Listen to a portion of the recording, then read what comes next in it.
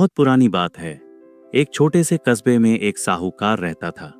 उसके 7 बेटे और एक बेटी थी। नाम था करवा। सब उसे बहुत प्यार करते थे। करवा भी अपने भाइयों को बहुत स्नेह करती थी। घर में जैसे ही वह आती, पूरा घर रौनक से भर जाता। एक बार करवा की शादी के कुछ समय बाद वह अपने मायके आई। मां ने उसे गले लगाया। भाइयों ने खिलखिलाकर स्वागत किया। कई दिन से बहन को देखकर सब खुश थे।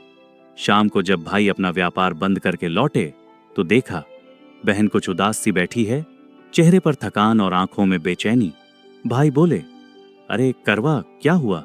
चलो सब साथ बैठकर भोजन करते हैं। करवा ने मुस्कुराने की कोशिश की और बोली, भैया, आज मैं खाना नहीं खा सकती। आज करवा चौथ का व्रत है। जब तक चांद नहीं निकलता मैं जल तक नहीं पी सकती। भाइयों ने आसमान की ओर देखा, लेकिन चांद का नामो निशान नहीं था। रात गहराती जा रही थी और करवा की हालत बिगड़ती जा रही थी। होंठ सूख चुके थे, आंखें डबडबा गईं। सबसे छोटा भाई अपनी प्यारी बहन की यह हालत देख नहीं सका। वह चुपके से बाहर गया और पीपल के पेड़ पर एक दीपक जलाकर छलनी के पीछे रख दिया।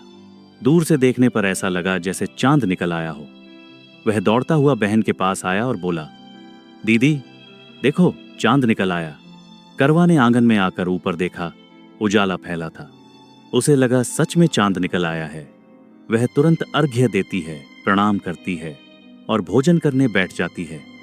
पहला निवाला मुंह में डाला ही था कि उसे जोर की छींक आई। दूसरे कौर में बाल निकल आया। तीसरा कौर लेने ही वाली थी कि दरवाजे पर दस्तक हुई। उसके पति की मृत्यु का समाचार मिला। करवा का दिल जैसे पत्थर बन गया। वो वहीं बैठी रह गई। आंखों से आंसू की धार बह निकली। थोड़ी देर बाद भाभियां आईं और सच्चाई बताई। देवी, यह सब इसलिए हुआ क्योंकि तुम्हारा व्रत छल से टूटा था। देवता नाराज हो गए हैं। करवा ने निर्णय लिया, मैं अपने पति का अंतिम संस्कार नहीं होने दूंगी। मैं अपने सतीत्व और श्रद्धा से उन्हें वापस जीवित कराऊंगी।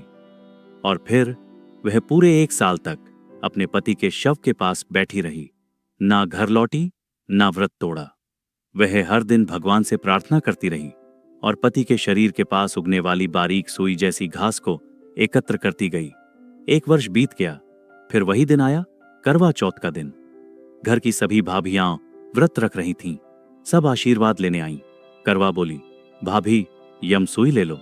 पिया, सुई दे दो, मुझे भी अपनी जैसी सुहागिन बना दो। लेकिन हर भाभी बोली, अगली भाभी से कहना।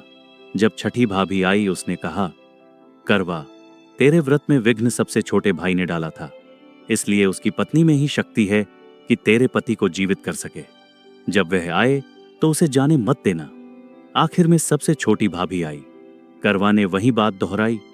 छोटी भाभी मुस्कुराई और टालने लगी, लेकिन करवा ने उसके हाथ पकड़ लिए।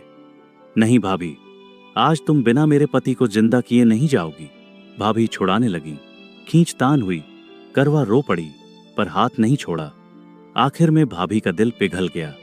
उसने अपनी छोटी उंगली चीर दी और उसमें से अमृत की एक बूंद करवा के पति के होंठों पर रख दी। क्षण भर में करवा का पति श्री गणेश, श्री गणेश कहते हुए उठ बैठा। घर में हर्ष की लहर दौड़ गई।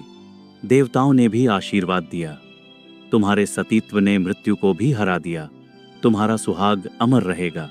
तभी से कहा जाता है, जो स्त्री सच्चे मन से करवा चौथ का व्रत करती है, उसका सुहाग अटूट रहता है और जीवन में खुशियां बनी रहती हैं।